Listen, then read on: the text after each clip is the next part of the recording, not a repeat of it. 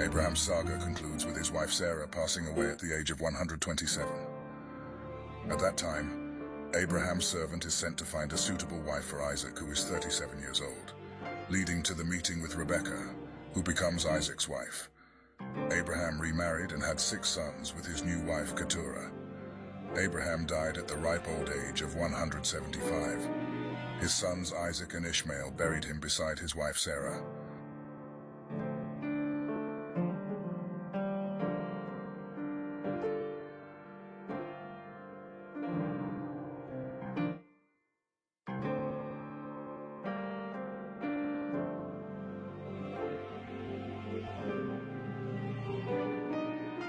Isaac was the son of Abraham, and he was 40 years old when he married Rebekah. Almost 20 years later, Rebekah still had no children. So Isaac asked the Lord to let her have a child, and the Lord answered his prayer.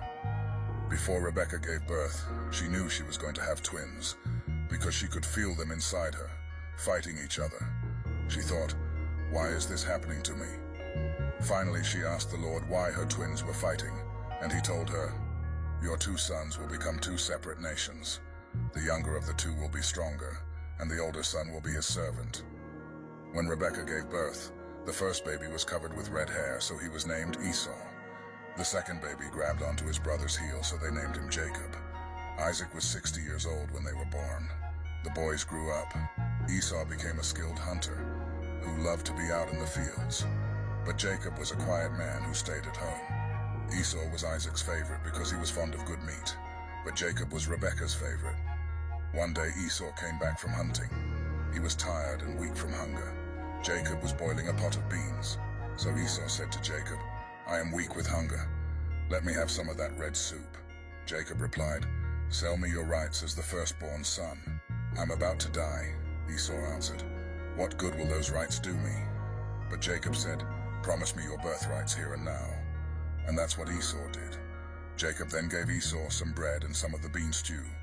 When Esau had finished eating and drinking, he just got up and left, showing how little he thought of his rights as the firstborn, which usually came with inheriting the largest amount of property, as well as the leadership of the family. When Esau was 40 years old, he married 2 Hittite women. These marriages made Isaac and Rebekah very unhappy. When Isaac grew old, his eyes were so bad he could see only shadows. He called in his firstborn son Esau and said, "I am old and might die at any time. So take your bow and arrows and go hunting. Kill an animal for me to eat. Prepare the food that I love. Bring it to me and I will eat it. Then I will bless you before I die." Rebekah had been listening, and as soon as Esau left to go hunting, she said to Jacob, "I heard your father tell Esau to kill a wild animal and cook some tasty food for him before he dies. Your father said this because he wants to bless your brother with the Lord as his witness. Now, my son, listen carefully to what I want you to do. Go and kill 2 of your best young goats and bring them to me. I'll cook the tasty food that your father loves so much. Then you can take it to him so he can eat it and give you his blessing before he dies."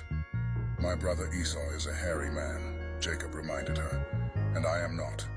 If my father touches me and realizes I am trying to trick him, he will put a curse on me instead of giving me a blessing." Rebekah insisted, "Let his curse fall on me. Just do what I say and bring me the meat."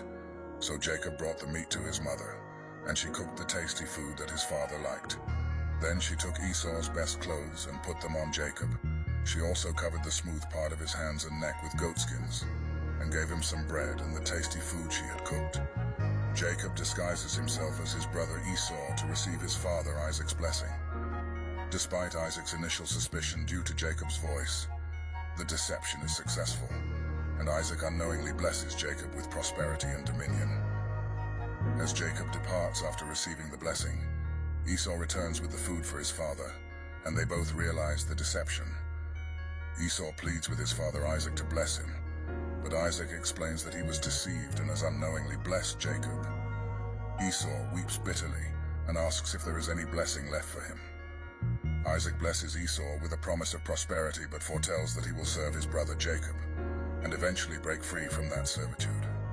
Esau harbors intense resentment against Jacob for stealing the blessing. Esau planned to kill Jacob after Isaac's death, prompting Rebekah to advise Jacob to flee to her brother Laban's house until Esau stopped being angry.